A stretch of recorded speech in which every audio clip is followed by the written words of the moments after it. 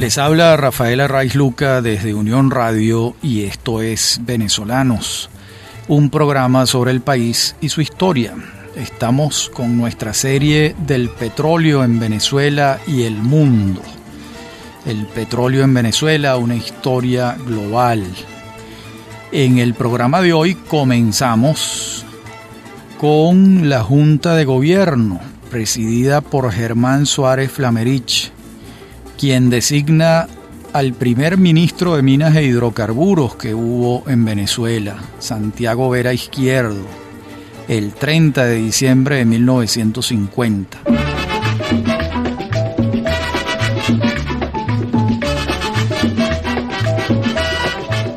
Recordemos que Germán Suárez asume la presidencia de la Junta de Gobierno después del magnicidio de Carlos Delgado Chalbaud y va a estar allí hasta 1952.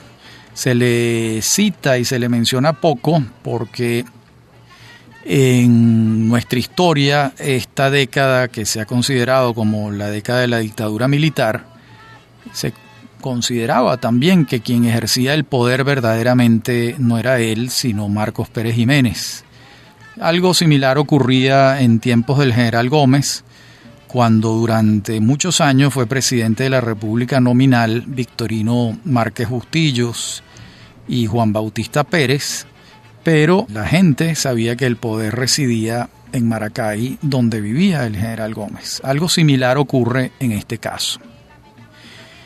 En todo caso, valga la redundancia, lo importante a los efectos de nuestra historia del petróleo es que Vera Izquierdo va a ser ese primer ministro de Minas e Hidrocarburos. Hasta entonces, el tema petrolero lo llevó en Venezuela el ministro de Fomento. Vera Izquierdo va a estar allí hasta el 5 de octubre de 1952, cuando es sucedido por Edmundo Luongo Cabello. La producción petrolera en estos años posteriores a la Ley de Hidrocarburos de 1943 va a crecer tremendamente. De acuerdo con las cifras oficiales aportadas por el profesor César Balestrini, el aumento en 10 años fue vertiginoso. Y si a ello le sumamos que el 50% y el 50% trajo un mayor ingreso para el Estado a partir de 1948, pues vamos a tener que las cifras de Venezuela para 1952 señalaban uno de los ingresos per cápita más altos del mundo.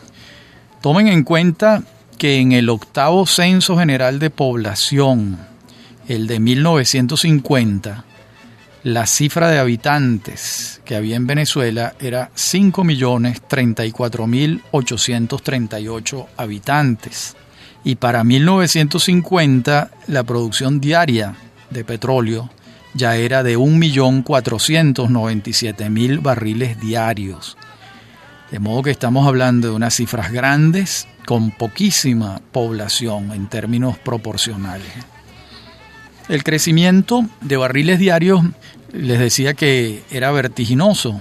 Les voy a dar cifras. En el año 1943 la producción fue de 491.463 barriles. 10 años después, en 1953, la producción ya era de 1.764.000 barriles. Y 5 años después, en 1958, la producción ya era de 2.604.840 barriles diarios. Estos son grandes cifras para una pequeña población y para un Estado que está recibiendo la mitad por la vía tributaria de las exportaciones petroleras. Los precios también crecieron. En el año 43 el precio promedio fue $1.03 y en el año 53 ya el precio era $2.30, más del doble.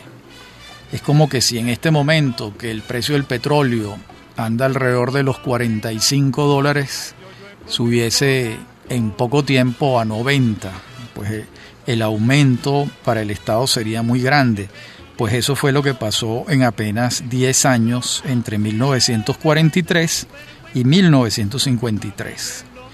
Para 1958 el precio había aumentado un poco, estaba en $2.50. Poco, pero porcentualmente es algo, de $2.30 a $2.50. De modo que en estos 10 años que venimos señalando, del 43 al 53, la producción casi se cuadruplicó, el precio se duplicó y, por supuesto, la renta petrolera percibida por el Estado venezolano ya eran cifras grandes, palabras mayores. Es evidente que el aumento del ingreso para el Estado, producto de la renta petrolera, fue notablemente incrementado. Como les dije, los precios se duplican, la producción se cuadruplica y el porcentaje también pasa del 0,12% por barril a más de 40% por barril a partir de la ley de 1943.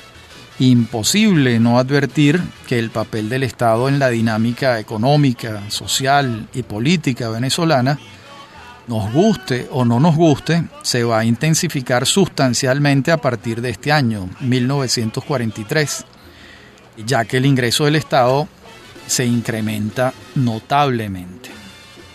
En cuanto al mapa político, vamos a ver que hay un nuevo cambio en 1952, cuando se comete un fraude electoral el 2 de diciembre, y finalmente el gobierno designa una nueva junta directiva del Consejo Supremo Electoral que está dispuesta a convalidar el fraude, y es así como Pérez Jiménez asume la presidencia provisional de Venezuela ese día, el 2 de diciembre. Se convoca una Asamblea Nacional Constituyente, como todos sabemos. El resultado es también favorable, con todas las comillas del caso, para Pérez Jiménez, y comienza a gobernar él, ya no a través de Germán Suárez Flomerich, como se ha insistido en prácticamente todos los libros de historia de la época. Dijimos antes que a Vera Izquierdo lo va a suceder en el ministerio Edmundo Luongo Cabello, que va a ser el ministro de Minas y Hidrocarburos de Pérez Jiménez. ¿Quién es Luongo Cabello? Un funcionario de carrera que, hay que decirlo, estaba lejos de ser un improvisado en el tema. Se había graduado en la Universidad Central de Venezuela en doctor en Ciencias Físicas y Matemáticas. En 1930 entra a trabajar en el Ministerio de Fomento con Gumersindo Torres, quien lo escoge para estudiar ingeniería petrolera en Oklahoma. De allá regresa en 1933, egresado de la Universidad de Norman. De allí que siempre se señala que fue uno de los primeros ingenieros petroleros que hubo en Venezuela, y se desempeñó en muchos cargos, hizo una carrera técnica en el mundo del petróleo venezolano y finalmente es designado ministro de Minas e Hidrocarburos, cuando ya tiene su carrera dentro del aparato del Estado 20 años. De modo que puede afirmarse que fue el primer venezolano en alcanzar un puesto de esa magnitud en el área petrolera después de haber hecho una carrera técnica interna. No era un político, era un técnico.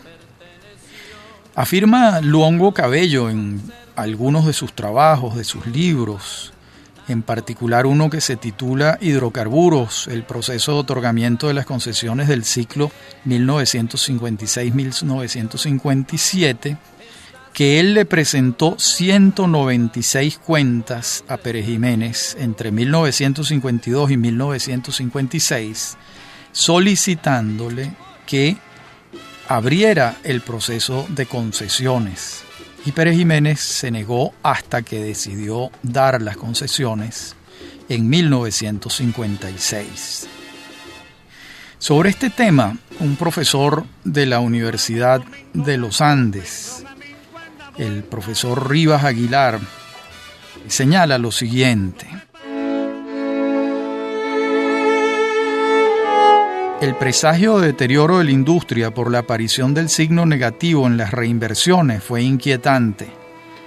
Dentro de un cuadro de reinversiones positivas, las de 1955 de Venezuela pasaron a ser menos de 106 millones de bolívares, y esto había de ser corregido con urgencia.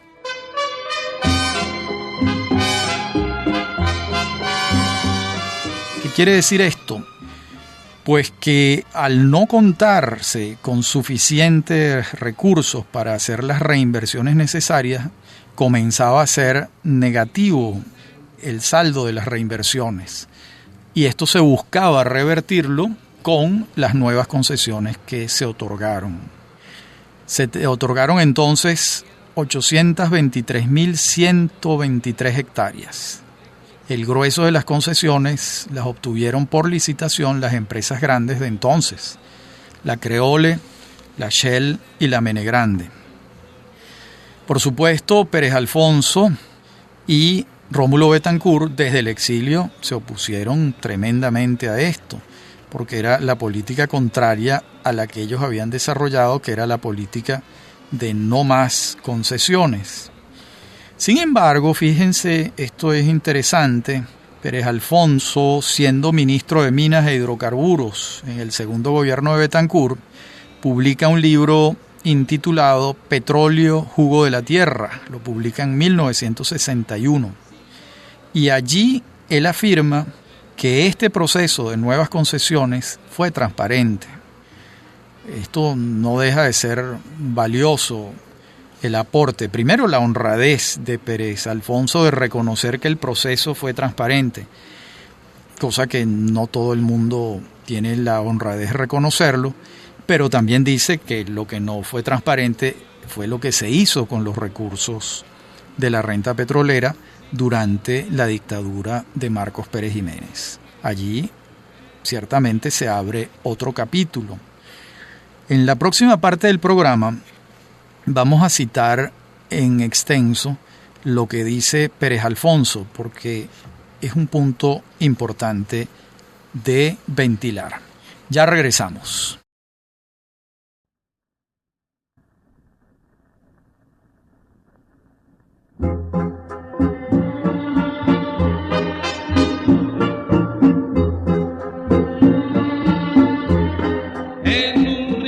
Decíamos en la parte anterior del programa que iba a citarles en extenso lo escrito por el ministro Pérez Alfonso en 1961. Dice: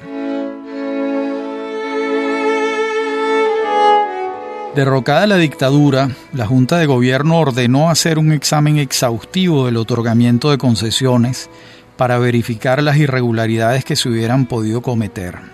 Hasta se contrató a una firma de analistas consultores para escrutar cuidadosamente los récords de todas las concesiones otorgadas en 1956 y 1957, incluyendo las solicitudes para los lotes en los cuales no se dieron las concesiones. El informe fue presentado el 20 de mayo de 1958 y, como hubiera podido esperarse, todo se encontró en forma y cumplidos los procedimientos pautados. Podría hasta reconocerse que nunca antes se procedió con tanta diligencia y método, y desde luego, como queda dicho anteriormente, el rendimiento económico obtenido batió todos los antecedentes, porque se recibió 100 veces más por hectárea que lo recibido en el ciclo inmediato anterior de 1943-1944. De modo que esto es muy interesante. Luego, claro, una vez aclarado por el archienemigo de la política petrolera de la dictadura que el proceso concesionario se hizo correctamente, entonces Pérez Alfonso sí pasa a señalar que la corrupción no estuvo allí, sino en otras áreas de la administración pública, alimentadas obviamente por la renta petrolera. Allí concuerda con lo dicho por Betancourt desde el exilio antes, ¿no? Que es decir, que las nuevas concesiones le darían mayores recursos a la dictadura. Esto, sin embargo, es interesante consignarlo. Voy a citarles ahora otra afirmación del profesor de la Universidad de los Andes, Mérida, estudioso de estos temas, Ramón Rivas Aguilar. Allí él afirma lo siguiente: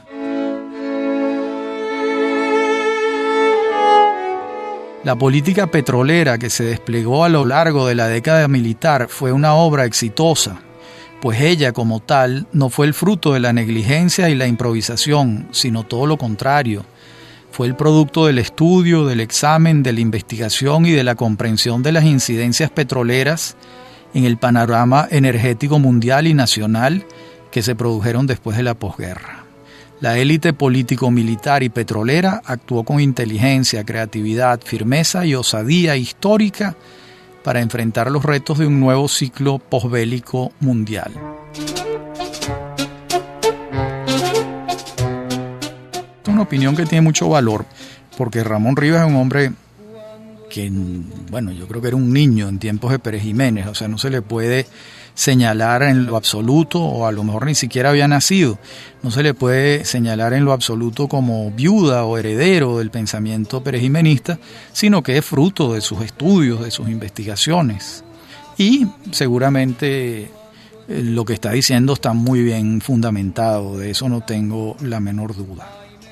En el fondo lo que está diciendo es que la política desarrollada por la dictadura en materia petrolera no se apartó de lo que se había hecho antes, salvo en un hecho muy importante como fue el otorgamiento de nuevas concesiones, cosa que Acción Democrática no quiso hacer en el trienio por las razones que argumentó suficientemente tanto Betancur como Pérez Alfonso.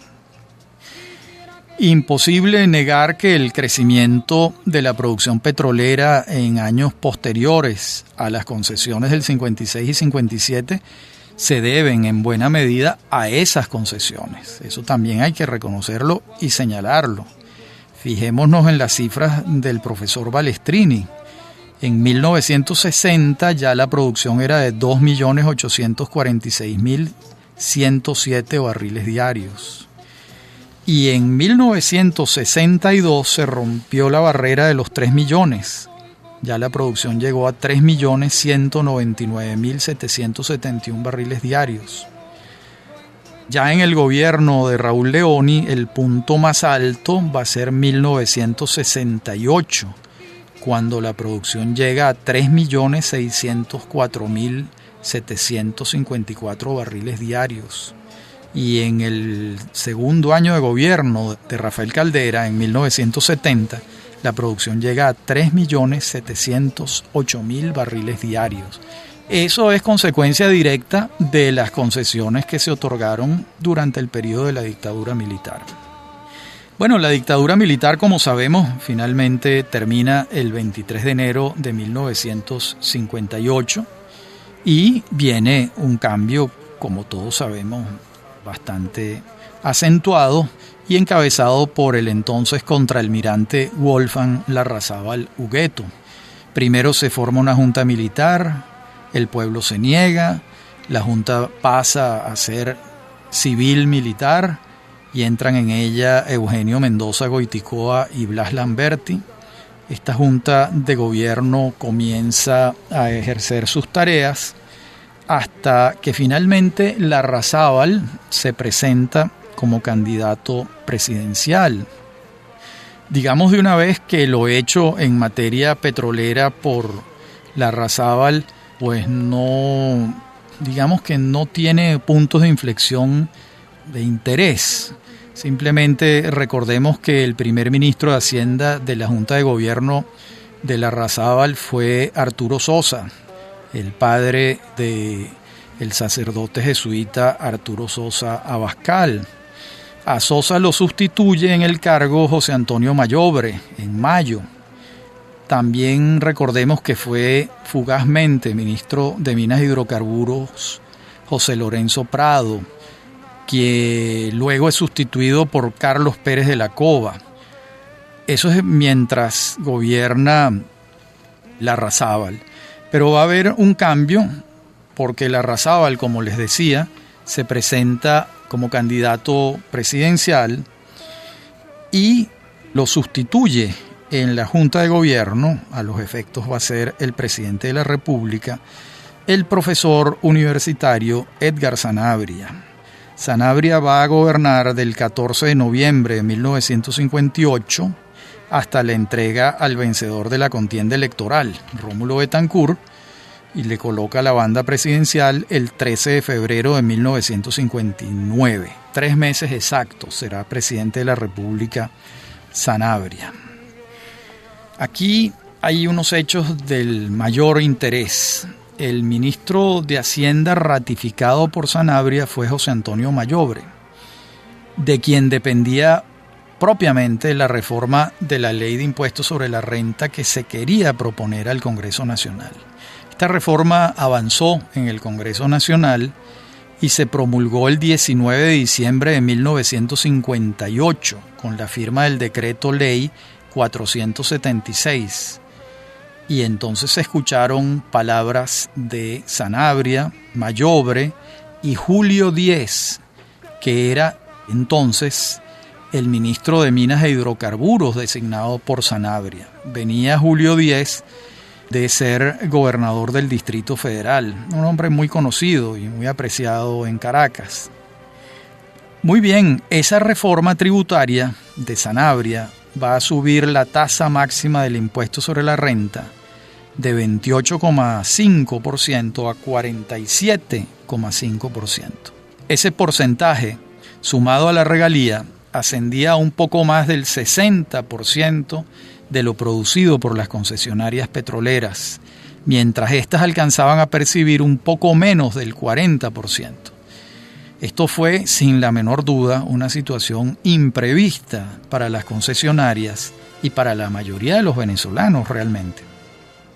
Nadie creyó que Sanabria se atrevería a hacer una reforma de tal magnitud en un gobierno de naturaleza provisoria, como fue el suyo. A partir de esto se han tejido varias hipótesis sobre por qué Sanabria adelantó una reforma de esta magnitud. Vamos a verlas, aunque sea someramente. Bernard Momer, en su libro La cuestión petrolera, piensa que se trata de una suerte de venganza de un ministro medinista, ahora sanabrista, como era Julio Díez, adelantándosele a Betancourt y arrebatándole el logro político de haber implementado la reforma. Hay otra tesis, la de Eduardo Mayobre, hijo de José Antonio Mayobre, quien pensaba que la reforma se hizo de común y secretísimo acuerdo entre Sanabria y Betancourt. Esta hipótesis la suscribe Luis José Silva Luongo al afirmar, cito,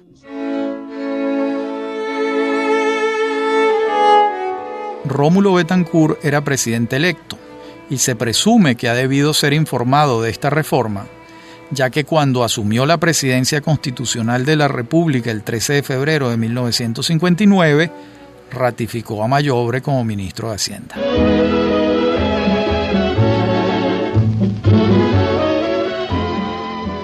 Aquí tenemos los dos extremos conjeturales. A mí me resulta más razonable otro argumento, menos emocionales y políticos. La verdad es que si no se hacía la reforma en 1958, se perdían los ingresos de ese año, y estos sumaban una cantidad considerable para un gobierno con problemas presupuestarios evidentes y acentuados. Esos problemas los había presentado el director general de presupuesto, Eli Malaret, que decía que el déficit ascendía a 462 millones de bolívares. De modo que motivos presupuestarios había para que Sanabria quisiese decretar la reforma, además de que sabía que al decretarla pasaba a la historia como el venezolano que avanzó del 50 y 50% al 63-37%. Recordemos también que Sanabria no le tembló el pulso. En esos 3 meses tomó decisiones importantes, no solo esta, sino también decretó la autonomía universitaria. Era un viejo anhelo venezolano, no se había hecho antes, no lo hizo Larrazábal, lo hace Sanabria. También decretó por instrucción presidencial el Parque Nacional El Ávila, sorprendiendo a los ambientalistas de entonces, y desde entonces ese pulmón vegetal de Caracas se preserva virgen en la medida de lo posible gracias al presidente Sanabria. De modo que no fueron pocas, esas 3 decisiones sirven para el paso a la historia del presidente Sanabria en apenas 3 meses. En la próxima parte del programa seguiremos ventilando este tema que es de la mayor importancia. Ya regresamos.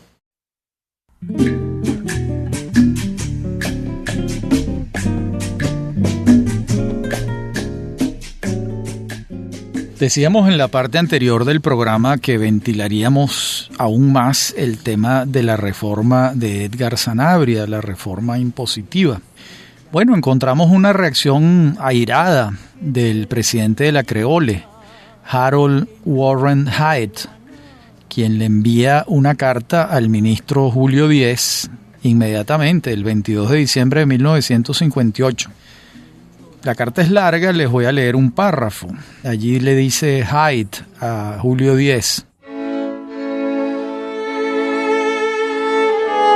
respetuosamente pedimos una reconsideración de esta acción y mientras tanto llevaremos a su conocimiento las medidas que gradualmente tengamos que tomar en resguardo de los intereses de la compañía para contrarrestar los efectos de un aumento impositivo que no se compadece con la situación actual de un excedente enorme de capacidad productiva mundial.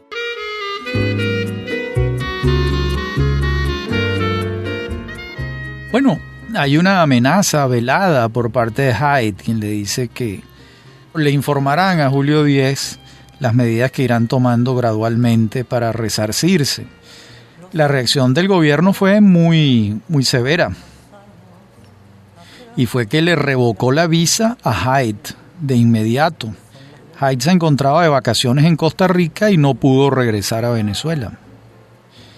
Fue entonces cuando la Creole decidió llamar de nuevo al apagafuegos, a Arthur Proudfoot, quien había sido presidente de la Creole antes en Venezuela, entre 1945 y 1954. Regresó Proudfoot a apagar los fuegos, regresa a la presidencia de la Creole en Venezuela y establece otra relación, porque si hubiese quedado Haidt, prácticamente lo que estaba en el camino era una suerte de choque de trenes, de encontronazo.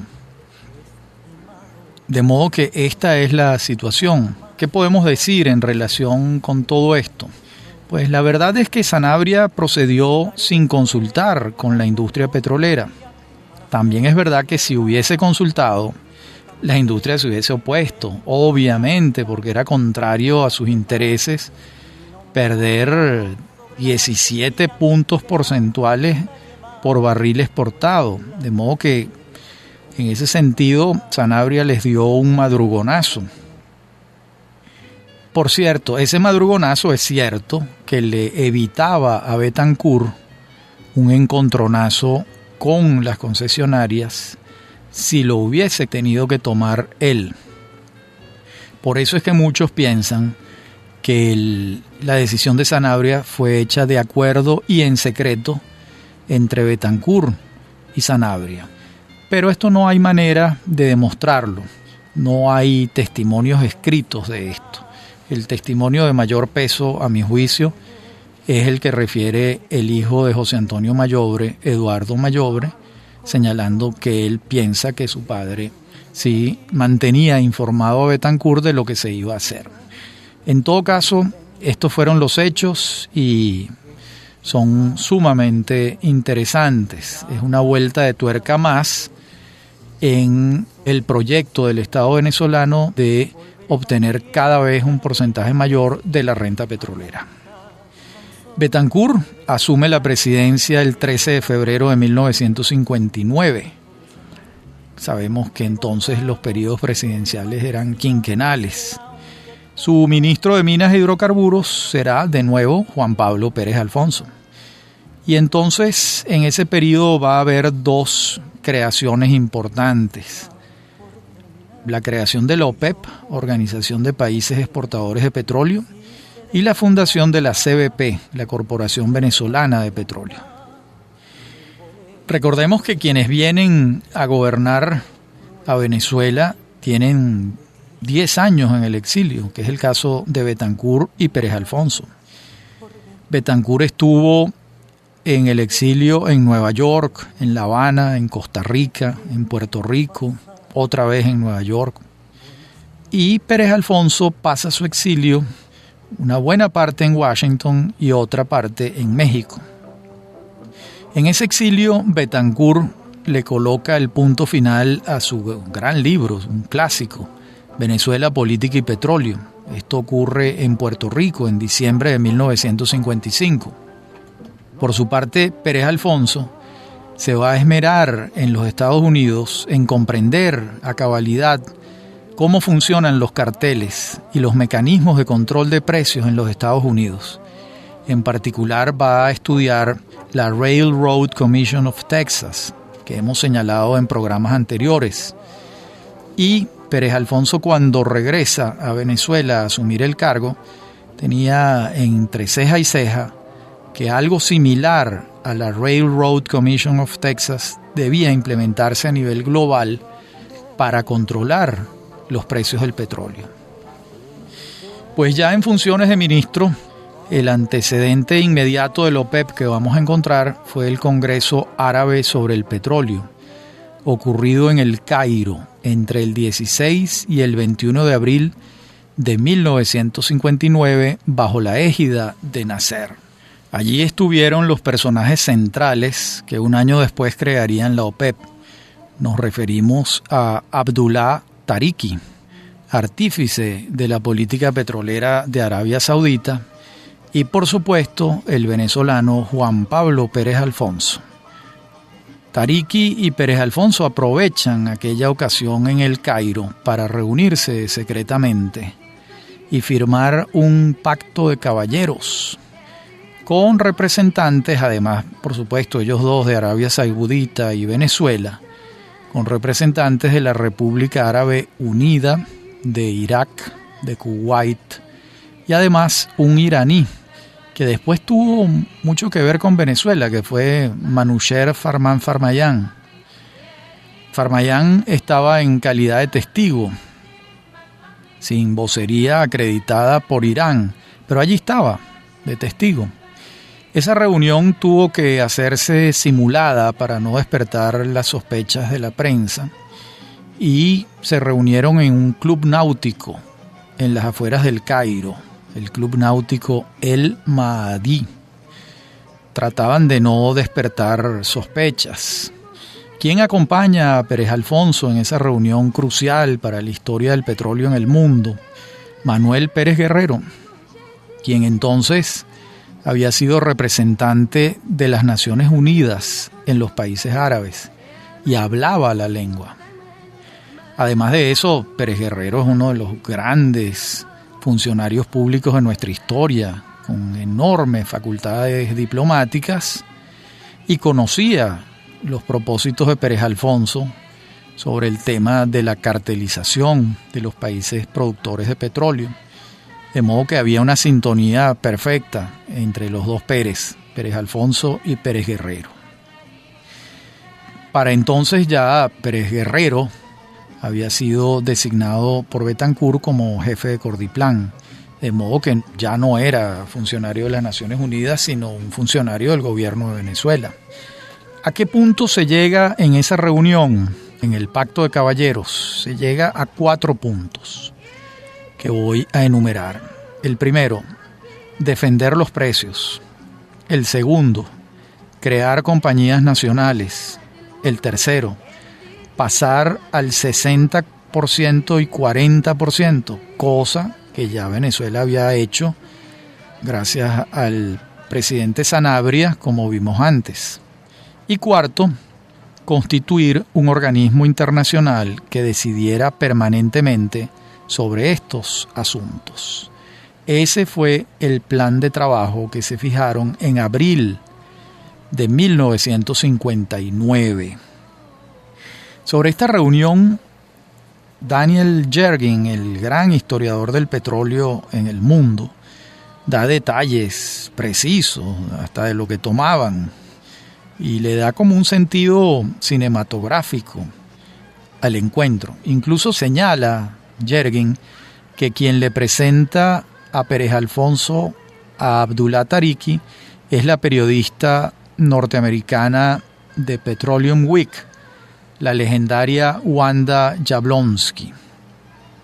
Dice Yergin que ella es la que invita a tomar Coca-Cola en su habitación del Hilton del Cairo a los dos personajes, porque sabía ella que ambos pensaban lo mismo, pero entre ellos no se conocían.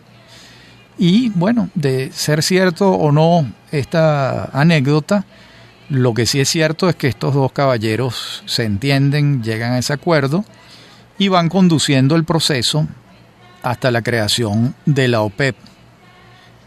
¿Cuándo ocurre eso? El 14 de septiembre de 1960, en Bagdad, en Irak.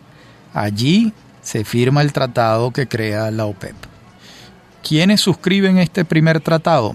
Arabia Saudita, Kuwait, Irán, Irak y Venezuela. Qatar va a estar como observador y se va a sumar al año siguiente, en 1961. Luego se van a incorporar a la OPEP Libia e Indonesia en 1962. Los Emiratos Árabes Unidos en 1967. Argelia en 1969, Nigeria en 1971, Ecuador en 1973, Gabón en 1975 y Angola en el año 2007. Por su parte, Gabón abandona la organización en 1995 y lo mismo hace Indonesia, que se va de la OPEP en el año 2008. Ecuador se fue entre 1973 y 1993 y regresó en el año 2007. Por su parte, Sudán, México, Noruega, Rusia, Kazajistán, Omán y Egipto asisten a las reuniones como observadores. Entonces nació la única organización de importancia internacional propuesta por Venezuela. Pero, como sabemos, estaba lejos cuando se funda de alcanzar sus objetivos. En aquel momento, los dos arquitectos de la OPEP, Abdullah Tariki y el caraqueño Juan Pablo Pérez Alfonso, se dan la mano. En la próxima parte del programa continuaremos con estos temas del petróleo en Venezuela y el mundo, ya entrada la década de los años 60. Ya regresamos.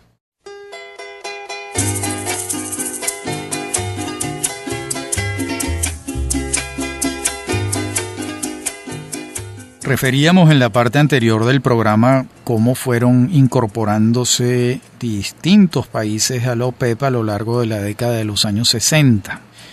En verdad, durante esta década, el papel de la OPEP no se hace sentir demasiado, cosa que sí va a ocurrir a partir de 1973, cuando la OPEP sube los precios unilateralmente y ocurre el boom petrolero de aquel año.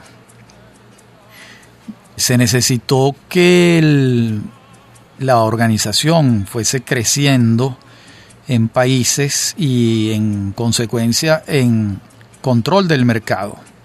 Es decir, cuando la OPEP toma la decisión de subir los precios unilateralmente, ya es una organización con un número de países productores suficientes como para que una decisión unilateral incida radicalmente en el precio internacional. Y eso fue lo que ocurrió a partir de 1973. Pero la OPEP se funda en 1960, como dijimos antes, de modo que tomó unos cuantos años ser efectiva. Veamos ahora la otra recomendación de los 4 puntos del acuerdo secreto, que fue el segundo punto, crear compañías nacionales. Bueno, Venezuela crea la Corporación Venezolana de Petróleo, CVP, mediante un decreto de Rómulo Betancourt el 19 de abril de 1960. Entonces la empresa fue concebida como un instituto autónomo, con funciones específicas en todas las áreas petroleras, desde la producción hasta la comercialización de hidrocarburos. Y va a existir la CVP desde 1960 hasta 1978, cuando pasa a formar parte de Corpoven. De modo que existió durante unos 18 años.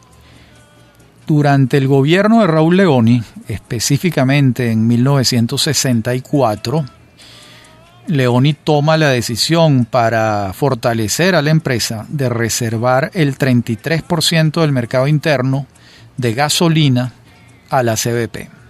Las concesionarias entregan una cantidad de estaciones de servicio y la CBP pasa a controlar el 33% del mercado interno. Fue una medida de Leoni para fortalecer a la empresa, porque lo que venía ocurriendo es que la empresa no crecía en el área de producción petrolera. Fíjense que para 1974 la CBP apenas extraía 75,000 barriles diarios. Eso representaba cuando mucho el 2,5% de la producción nacional. Entonces, la decisión de Leoni se toma para fortalecer la empresa por la vía de la distribución interna de gasolina, porque por la vía de la producción no era mucho lo que estaba creciendo y no podía ser de otra manera realmente, porque las concesionarias eran las que tenían los grandes campos petroleros y a la CBP, que había entrado tarde en 1960, le quedaban campos y pozos muy pequeños que representaban apenas 75,000 barriles diarios. De modo que ese proyecto de ir convirtiendo a la empresa nacional, la empresa que sustituyera a las concesionarias en el momento de la estatización, en el caso venezolano no funcionó del todo por esta circunstancia que les vengo relatando.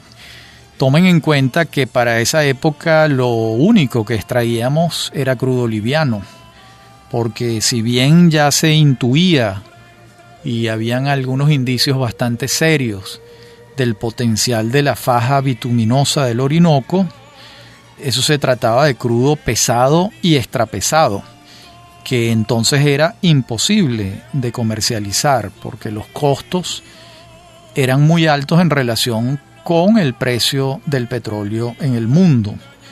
De modo que la faja petrolífera del Orinoco, que fue como después se le llamó, si bien se sabía que estaba allí, no había posibilidades de comercializarla, que eso hubiese sido una buena tajada de la historia para la CBP, pero no era posible. Entonces, realmente, ¿cómo podía avanzar la CBP si no disponía de yacimientos considerables? Ni era posible que los tuviera sin arrebatárselos a las concesionarias, y las concesionarias estaban protegidas por el régimen jurídico imperante que había creado la Ley de Hidrocarburos de 1943, que señalaba que todas las concesiones se revertirían al Estado, pasarían al Estado en 40 años, es decir, en 1983. Al hacer un recuento de estos años, que van de 1943 a 1960, estos 17 años, son definitorios en el ámbito mundial, porque no solo se inicia el periodo de la Guerra Fría, que va a terminar en 1989 con la caída del muro de Berlín y la desaparición de la Unión Soviética, sino que también en el caso venezolano es el periodo en el que se aprueban la Ley de Impuestos sobre la Renta de 1942 y la Ley de Hidrocarburos de 1943, y el Estado pasa a incrementar notablemente la percepción de la renta petrolera. Luego tenemos una vuelta de tuerca en el año 48 con el 50-50 aprobado por Rómulo Gallegos, y luego la otra vuelta de tuerca del profesor Edgar Sanabria en diciembre de 1958, cuando el Estado pasó a percibir cerca del 67% y las concesionarias se redujeron al 37% de cada barril de petróleo exportado.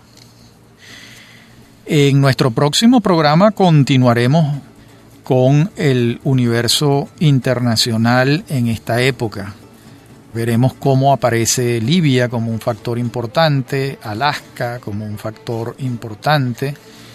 Iremos viendo estos gobiernos de Rómulo Betancourt y de Raúl Leoni en materia petrolera, dos gobiernos de Acción Democrática, donde la política petrolera la orientó la posición acerca del petróleo tanto de Betancourt como de su factor fundamental, Juan Pablo Pérez Alfonso.